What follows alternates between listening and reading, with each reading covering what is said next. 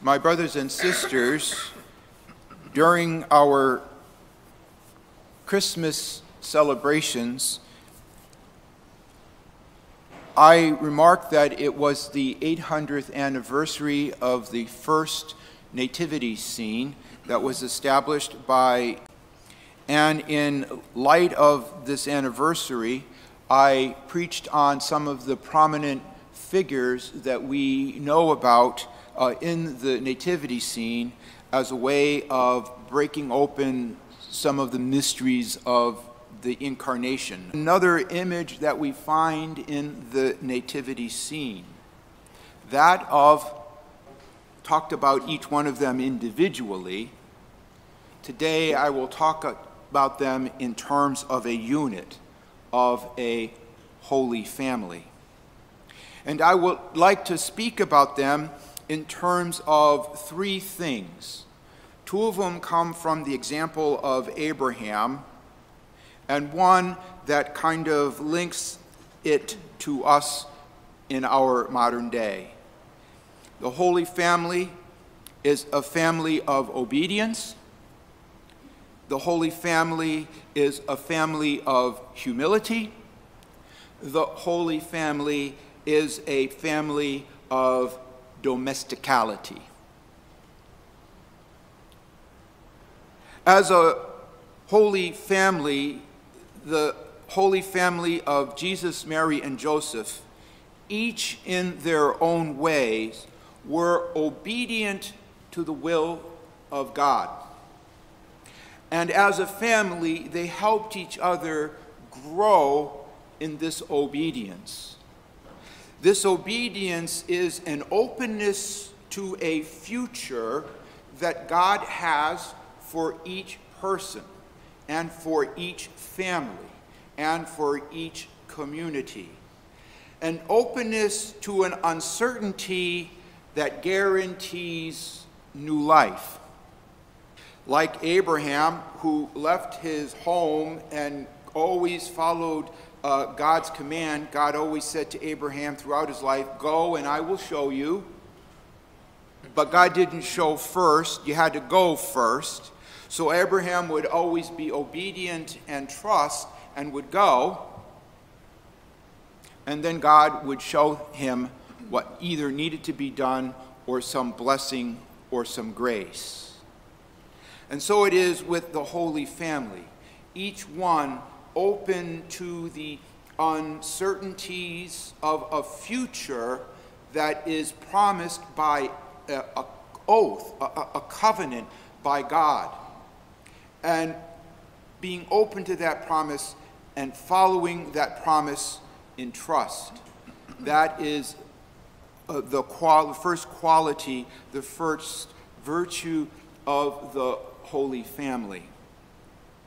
And each family that we live in always have some kinds of uncertainties in our life, either just by virtue of growing as a family, or sometimes by things on the outside beyond our control that kind of change the situation that we find ourselves living in.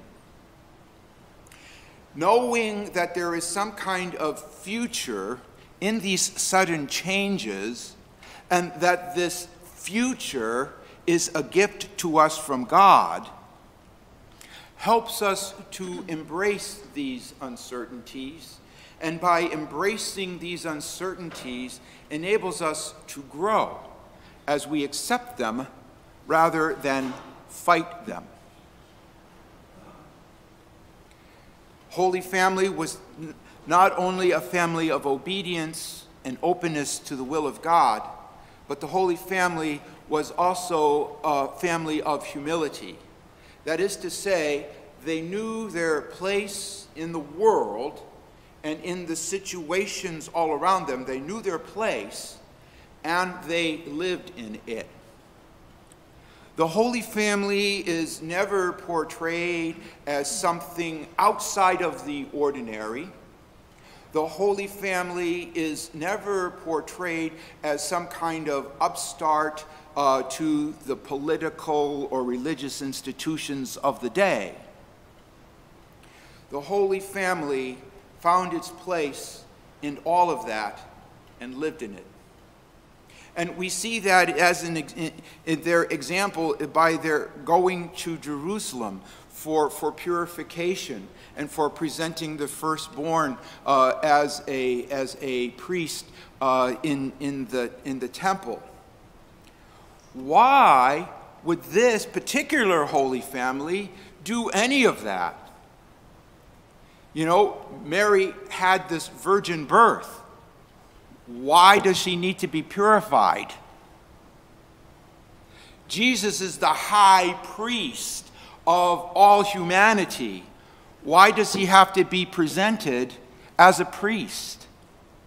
Don't they get some kind of exemption card? Some kind of like bolt of lightning or something from God to say, look, you don't have to do this. You're all set. Yet they were faithful to their traditions, and they knew their place in it. And they went and performed those rituals of purification and presentation. They knew their place, and they gladly lived in that place. How many times in our families do we look for exemptions from things that just need to be done, just because they need to be done? I kind of remember a time in my family life when we had this practice of going on Thanksgiving to visit my Aunt Mary and Uncle Joe. Yeah, I had an Aunt Mary and Uncle Joe. And as I got a little older, you know, maybe 5th grade, 6th grade, I didn't like to do this. This was like boring. You had to watch football in the afternoon. You had to listen to the relatives cry about all of the relatives who have died, which I've never known. It was not a happy occasion. And one Thanksgiving morning, I said to my father, Dad, I don't want to do this. And he said, well, neither do I. But it's something that needs to be done. And we did it every year faithfully. This is the humility of the Holy Family. And the good news is that God does not exempt us from any form of salvation. God calls each and every one of us to holiness and invites us to participate in the things that need to be done so that we indeed can grow in holiness, just because. And finally, after the Holy Family being a church of obedience and a family of humility, the Holy Family is a family of domesticality. That is, they helped each other not only in obedience and humility, but to live together as a home, in a home. They were a home rather than a house, because as I had mentioned last week as well on the Sunday of Advent, that God dwells in people, not in buildings. God dwells in the relationships that are fostered between people, particularly that of a family. And that the domesticality of the Holy Family is where they build their relationships with one another through the daily tasks, the daily sufferings, the daily joys, the little details of being together as a unit. And this domesticality is what bridges to us in our modern day as we look to our families, and as our families are called to grow in holiness as well. To discover God in the little things that occur every day in our lives, and to discover God there and invite God in as an honored guest. That this domesticality of the family is where we become a school of the gospel message and a school of charity, of love.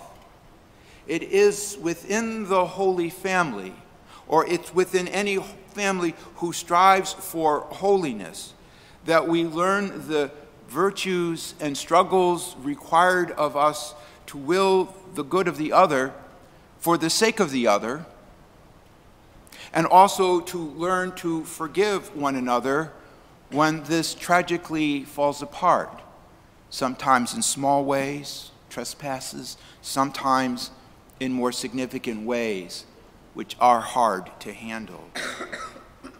The Holy Family is a family where we learn truly and in most unique ways how God truly is with us in the Christmas mysteries. My brothers and sisters, as we move toward the celebration of the Eucharist, we hear in the Eucharistic prayer how God has gathered this family together. I looked up the Latin. It does say family. That we as a parish are considered to be a family. Perhaps better, a family of families, where all of us struggle in our homes to grow in holiness throughout the week, but we also know that we share this struggle with other families, and that we share the struggles and successes as a parish, growing in the unity and reconciliation of Christ. This is the Holy Family, this Christmas and every Christmas, to be obedient to the unknown future that God gives to us as a gift, to know our place in this crazy world, and by knowing our place, find meaning and purpose, and to help each other to grow in this openness and in this humility in our homes, the homes of our relationships, rather than our buildings. Because ultimately, even the Holy Family had to get out of the manger and move into life in the world.